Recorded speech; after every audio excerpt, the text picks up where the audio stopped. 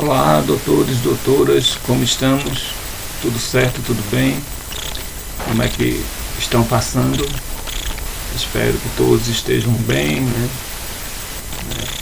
Por não podermos,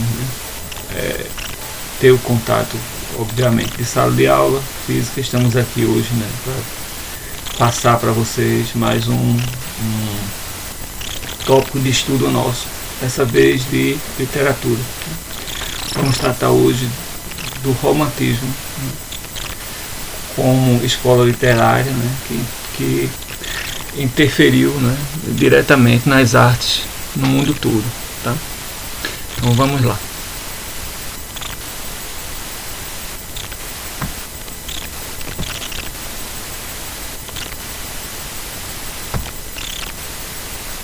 O romantismo, de fato,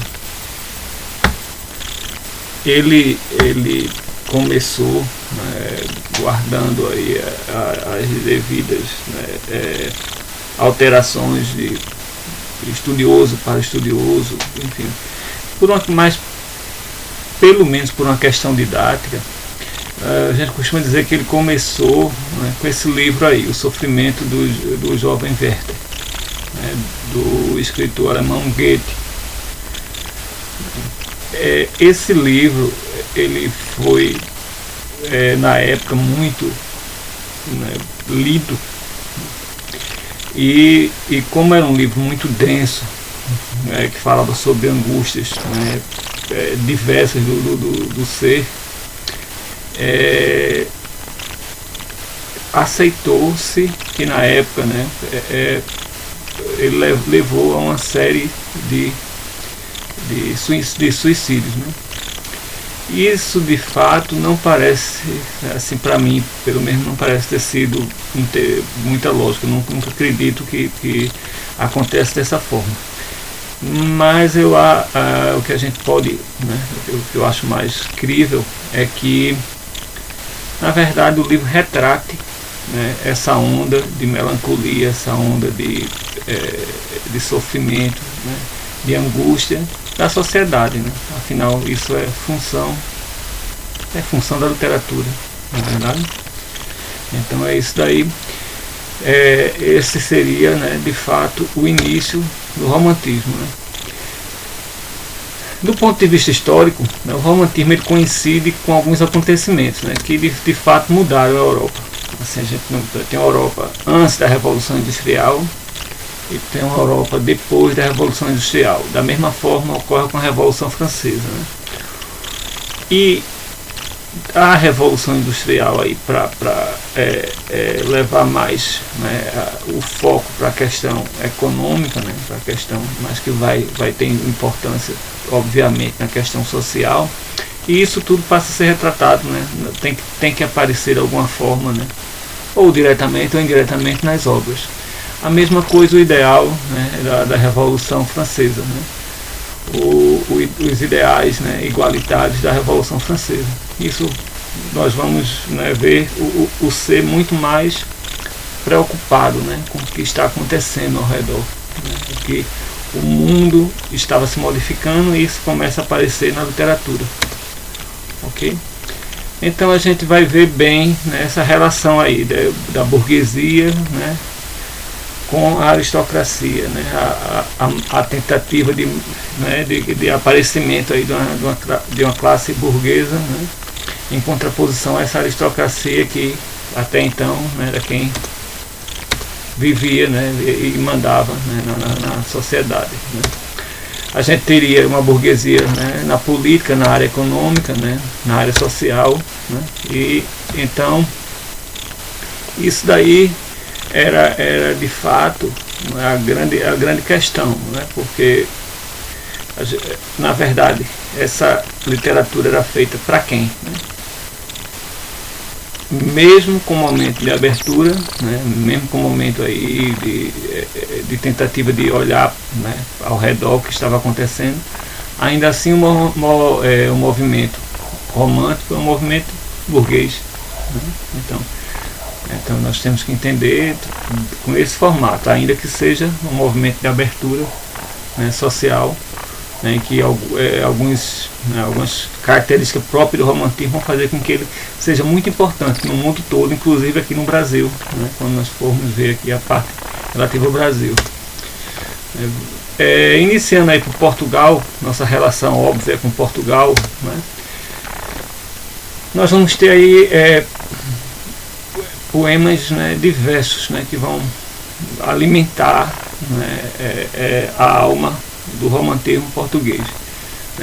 Almeida Garré, quando escreveu o poema narrativo Camões, né, a gente indica isso aí como sendo um poema, um marco, né, do inicial da literatura portuguesa, né, do romantismo português. Ainda que isso não seja tão importante, né, mas é só para entender como um marco, né, da literatura romântica. E em Portugal, né, da mesma forma que no Brasil, né, nós temos aí gerações românticas, né, e cada geração dessa aí guardava algumas características próprias desse momento que estava se escrevendo, né. Por exemplo, a primeira geração romântica portuguesa, né, ela ainda tinha muitas características clássicas, né, que seria ainda características do neoclassicismo, né. Então você ainda encontra, né, ainda ao contrário do que normalmente acontece com a escola literária, você não há uma quebra, né, direta com o neoclassicismo, né? E isso é incomum, mas aparece nessa literatura romântica portuguesa. O nacionalismo, né, também é uma característica dessa primeira geração. O medievalismo, né, principalmente, né, então uma volta, né, ao ideal, né, medievo, né. Os textos começam a retratar, né, mais essa Idade Média. Já a segunda geração romântica portuguesa, né, que vai guardar muita similaridade com a nossa, vai tratar do mal do século, que a gente vai ver os excessos, né, há excesso, né, de subjetivismo, de emocionalismo, né, então é o romântico que a gente reconhece, né, esse romântico que depois virou uma figura reconhecida né, por todos, né, no sentido mais comum do termo. Há um certo irracionalismo, né, então não é um tipo de texto escrito, né, para ser racional, até porque é um texto subjetivo, né, um texto subjetivo, claro. Há o escapismo, a fantasia, então a ideia, né, é não falar, né, da realidade, a ideia é falar de um mundo ideal, né, de pessoas ideais, né. E claro que nessa geração romântica, né, há um nível alto de pessimismo, né, na segunda geração. Okay? Então essa segunda geração depois nós vamos ver que parece muito com a geração romântica também no Brasil. A terceira geração romântica trata da diluição, das próprias características do que veio a ser, né, esse escapismo, esse pessimismo, né, essa falta de reconhecimento da lógica racional, né. Então essa terceira geração começa a quebrar, né, quase uma geração que começa a dizer, não, eu sou um romântico, mas sou uma transição para o que está vindo, né, o que vem de novo por aí, né. Então há uma espécie de pré-realismo, por isso que se diz que é um pré-realismo, pré-naturalismo, né, nesse sentido de ter ainda, né, uma propensão, né, ao registro, né, do que virá, né. Então o importante é o porvir, né, na literatura, né, e não mais aquela literatura fantasiosa, né, subjetiva, extremamente emotiva, que estava em voga até então, né, essa é a terceira geração portuguesa. Tá? Aí a gente tem, né, o Almeida Garré, né, que é justamente aquele do texto de Camões lá, que deu origem, sobre Camões, que deu origem ao romantismo, né, em Portugal. Aí tem um poema dele que diz o seguinte: seus olhos, né? Seus olhos, se eu sei pintar, o que os meus olhos cegou. Não tinham luz de brilhar, era chama de queimar, e o fogo que ateou, vivaz eterno divino, como facho do destino, divino, eterno e suave, ao mesmo tempo mais grave, é de tão fatal poder, que um só momento que a vi queimar toda a alma senti, nem ficou mais de meu ser, senão a cinza em que ardi. Então, se vocês notarem, vão aparecer essas características, né, tão comuns no romantismo, né, esse amor, né, idealizado, né, esse amor fatal, né, esse amor, né, sem, né, regras, né, sem, né, um amor que é por uma pessoa que dificilmente, né, existiria, de fato, né, é um amor que é comparado aqui com fogo, né, eterno, né, com o divino, né, só quem pode ocasionar, né, um amor desse tipo é o próprio destino, como está aí no texto, né? Então vamos ver que o romantismo, né, não só o de Almeida Garré, mas de outros, né, poetas, é um romantismo muito forte no sentido de se entender a natureza do amor, né, como um amor desenfreado, né, um amor que não tem as regras sociais, não funcionam, pelo menos dentro da poesia, né. Outro autor aí que apareceu, né, em Portugal, romântico, é Alexandre Herculano, né. Não só em poesia, né, Alexandre Herculano também escreveu, né, foi um grande, né, historiador e escreveu em outras manifestações artísticas além da poesia, né. Camilo Castelo Branco, né, que é considerado ultra romântico, né, no sentido de estabelecer um novo formato, né, do romantismo, né, um romantismo ainda, digamos, mais exacerbado ainda, né, quando diz aí amigos, né, amigos 110 e talvez mais eu já contei, vaidades que eu sentia, pensei que sobre a terra não havia mais ditoso mortal entre os mortais. Amigos 110 são serviçais, tão zelosos nas leis da cortesia, que eu já farto de os ver, me escapulia às suas curvaturas vertebrais.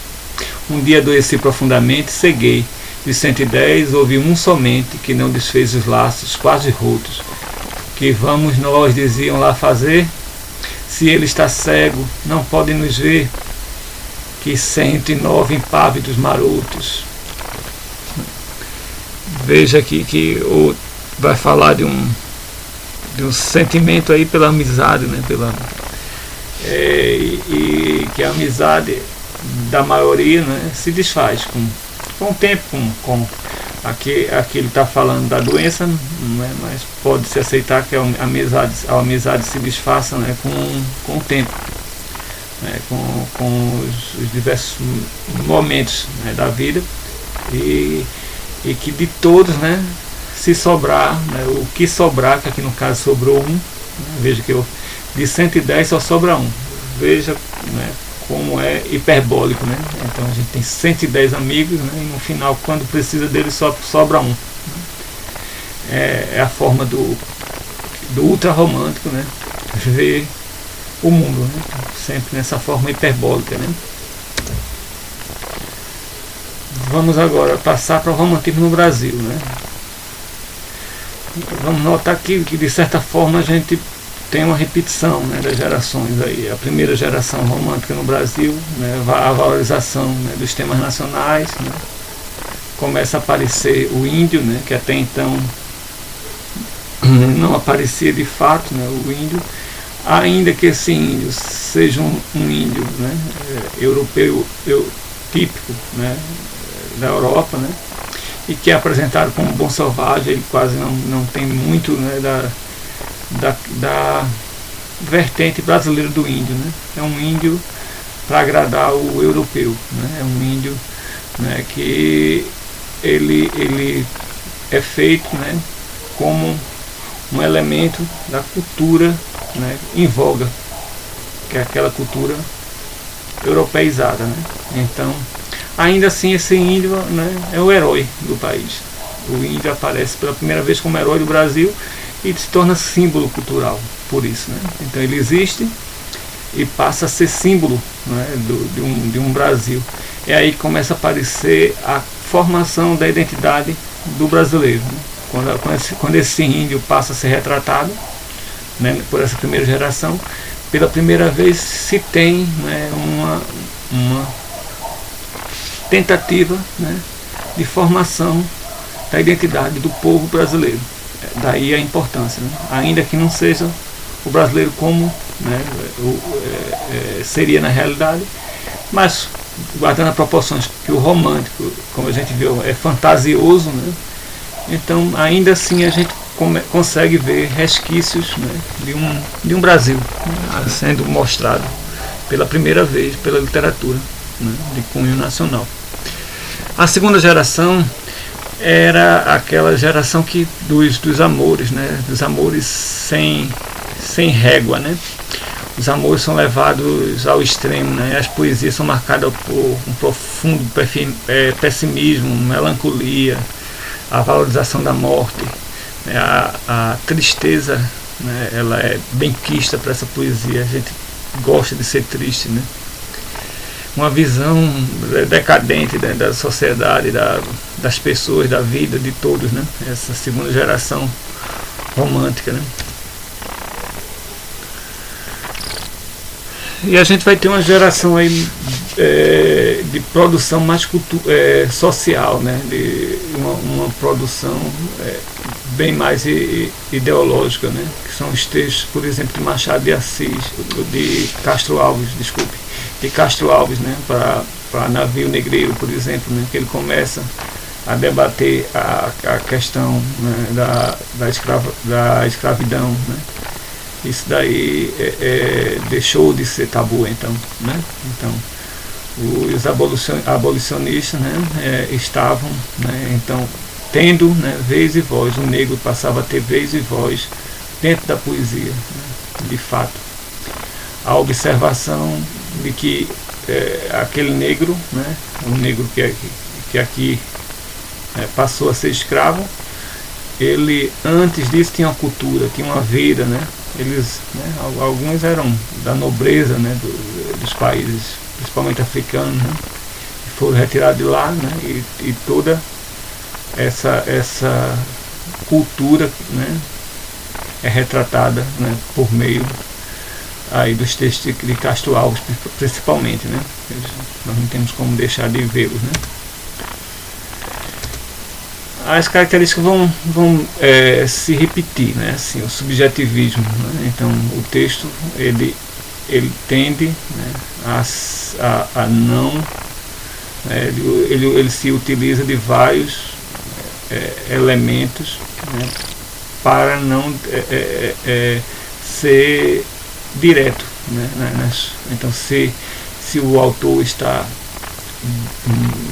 escrevendo sobre sua musa, né, de fato ele não diz diretamente, né, e todo aquele floreio enorme, né, que torna ela uma espécie de uma deusa, né, construído, né, sem objetividade, né, sem ser diretamente, né, nesse sentido, por meio de um sentimentalismo exacerbado, né, que vai aparecer também como característica, né, desse período. Egocentrismo, né, o próprio ser, né, que interessa, o próprio ser, o próprio eu lírico, se for em primeira pessoa, né, o próprio indivíduo que vai se sobrepujar, né, ao restante, né, da sociedade. É claro que o pessimismo, né, uma característica claríssima, né, do romantismo, né, principalmente em autores como Álvaro de Azevedo, né, ninguém vai duvidar que vai aparecer aqui um nível alto de pessimismo. E esse escapismo psicológico, né, é a certeza de que existe, né, um mundo, né, que ele cria, e esse mundo é um mundo melhor, pode ser um mundo mais triste, mais pessimista, e que esteja perto da morte, ainda assim é um mundo que ele quer para viver, né? E ele desenvolve isso aí, né, de forma a que se acredite, né, nesse mundo. Aí a sequência de Byron, né, trazendo, né, a interferência de Byron, né, aqui para o Brasil, é o byronismo, né. A religiosidade vai aparecer em algumas obras, né, claro. E o nativismo, né, quando a gente vai falar do índio, aí vai aparecer o nativismo, vai aparecer a questão da identidade nacional, né, tudo isso aí vai aparecer. Um dos autores aí desse período romântico no Brasil é Gonçalves Dias, né? Gonçalves Dias é o autor da conhecidíssima Canção do Exílio, né, que eu não vou ler novamente, né, todos já conhecem, mas que foi uma canção muito conhecida, né, muito reconhecida, muito parodiada, né, talvez o texto mais parodiado que nós tenhamos, né, e se você notar, né, é um texto, de certa forma, ufanista, né, você vê, é como o seu país é uma coisa extraordinária, né, mas ao mesmo tempo, né, você está vendo na Europa, né, minha terra tem palmeiras, onde o canto sabiá, as aves que aqui gojeiam, não gojeiam como lá, mas na verdade ele está falando de lá, né? Então é sempre interessante que a gente entenda esse contexto de produção dessas obras, né? Por exemplo, né, a Canção do Exílio, né, é uma delas, de Gonçalves Dias, que a gente deve entender esse contexto de produção. Um poeta muito interessante, né, que nós temos no romantismo brasileiro, é Álvares de Azevedo.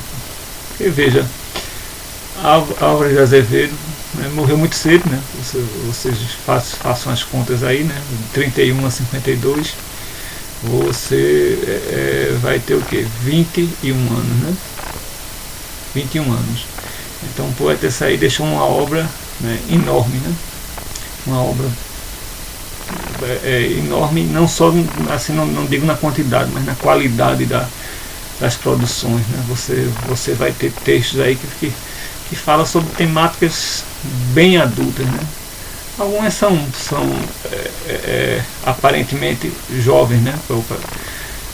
Mas algumas delas, né, são temáticas da vida, né, da vida boêmia, né, do adulto, né, das questões de morte, né, as mulheres, né, que como ele retrata, né, como é a questão da tristeza, né, na obra dele, sempre temáticas bem interessante, né, bem interessante, permeada algumas vezes por um senso de humor, né, bem interessante também. E às vezes só triste, né? Veja, se eu morresse amanhã, se eu morresse amanhã, viria ao menos fechar meus olhos, minha triste irmã. Minha mãe de saudade morreria se eu morresse amanhã. Quanta glória presinto em meu futuro, que aurora de porvir e que manhã eu perdera chorando essas coroas. Se eu morresse amanhã, que sol, que céu azul, que dove na alma, acorda a natureza mais loucã. Não me batera tanto amor no peito se eu morresse amanhã. Mas essa dor da vida que devora a ânsia de glória, o dolorido afã, a dor no peito emudece ao menos se eu morresse amanhã. Então Álvares de Azevedo, ele já, né, demonstrava, né, que perderia a luta contra a doença, né, que vinha corroendo o corpo, né, dele, né. Ele sentia que se aproximava, né, da morte, né, que passava e saía por meio da poesia. É verdade. Pegando essa geração, né, essa geração aí que é uma geração mais antenada com a questão social, com a questão do abolicionismo, né? Você pega Castro Alves, por exemplo, né?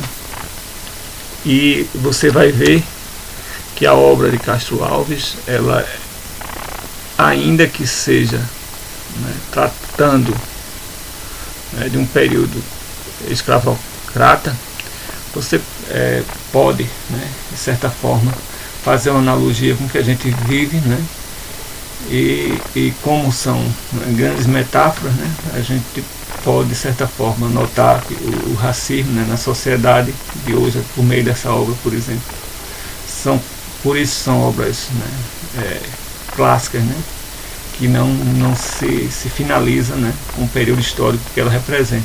Ela hoje também consegue, né, se mostrar ainda notavelmente, né, atual. Esse trecho aí do Navio Negreiro, a terceira parte, seguinte: desce do espaço imenso, ó águia do oceano, desce mais, ainda mais, não pode olhar humano, como o teu mergulhar num brigue voador. Mas que vejo eu aí, que quadro de amarguras, é canto funeral, que tétricas figuras, que cena infame viu, meu Deus, que horror. Era um sonho dantesco, tombadilho, que é reluzenas a vermelho brilho, em sangue a se banhar. Time de ferro estalado e açoito, legião de homens negros como a noite, horrendos a dançar. Negras mulheres suspendendo as tetas, magras crianças cujas bocas pretas rega o sangue das mães. Outras moças, mais nuas e espantadas, num turbilhão de espectro arrastadas, em ânsias e mágoas vãs. E ri-se a orquestra irônica estridente, e da ronda fantástica a serpente faz doudas espiais, e o vento arqueja, se no chão de resvala, ouvem-se gritos, o chicote estala, e vão mais e mais. Preso nos elos de uma só cadeia, a multidão faminta cambaleia, e chora e dança ali. De raiva delira, outro enlouquece, outro que martira embrutece, cantando, geme e ri. No entanto, o capitão manda a manobra e, após fitando o céu que se desdobra, tão puro sobre o mar, diz do fumo entre os densos nevoeiros, vibrar rijo o chicote marinheiros, faz os mais dançar. E ri-se a orquestra irônica, estridente, e da ronda fantástica a serpente, faz doudas espirais, qual um sonho dantesco, as sombras voam, gritos, as maldições, prece ressoa, e ri-se Satanás. Castro Alves. Você nota praticamente uma vertente também, né, poética interessante, são as vozes, né, a polifonia dentro do texto, né, você vê, né, em determinado momento, né, fala o negro, em outro momento fala o chicote, né, em outro momento fala, né, o marinheiro, o capitão, né, por aí, né, é construída essa polifonia, né, do texto muito bonito, né, que retrata, né, um momento histórico, mas retrata também, né, que a luta, o que é a luta contra o racismo, né, que a gente também encampa nesse momento, né,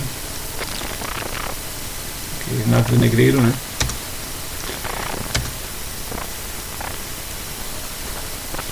De fato, né, nós vimos aí um resumo, né, da obra romântica, e não finaliza especificamente, né, com essa pequena apresentação nossa aqui. De fato, vocês vão encontrar isso aí no livro didático, né, de vocês, falando sobre o romantismo. Nós temos vários capítulos, inclusive tem um material muito bom, né, e vocês dividindo em prosa, em poesia, e vocês vão encontrar tudo isso, né, sobre o romantismo lá nesse livro didático de vocês, como forma da gente ver, né? Então eu peço que vocês deem uma olhada, deem uma lida, né, revejam aí se for preciso essa aula, e notar, né, que o romantismo, né, quando ele se finaliza, na verdade, ele depois é retomado em vários momentos, inclusive no modernismo, né, no mundo todo, inclusive aqui no Brasil, né. Não à toa que você sempre vê dizendo que alguém é romântico, que alguém, né, ainda que não seja o romantismo a escola, mas é uma característica do romantismo, né, essa emoção, né, a flor da pele, tudo isso é uma característica romântica, né. Não chega a ser o romantismo como escola literária, claro, né. Ok? Então vamos, né, a partir de agora, vamos continuar o trabalho, né. Eu vou deixar uma atividade, né, para a gente fazer lá na sala de aula virtual nossa. Então vocês a partir desse vídeo, das leituras que vocês vão fazer, você responde essa atividade, né? E lá mesmo vocês enviam para mim, tá certo? De qualquer forma, tem um e-mail, né? Vocês têm um e-mail também que podem usar como se aparecer qualquer dúvida que vocês queiram, né, tirar com a gente está à disposição, ok? E no mais, né, é dizer que continuem, né? Continuem em casa, né? Não saiam, continuem em casa, que é a certeza de que em breve nós estaremos de volta na escola, na sala de aula, e esse momento passa, né? E a gente continua, ok? Então, para vocês aí, tudo de bom, e bom estudo, né? E boa quarentena, ou melhor, isolamento social, né? Espero que só isolamento social, tá? Então, vocês, um abração, tudo de bom.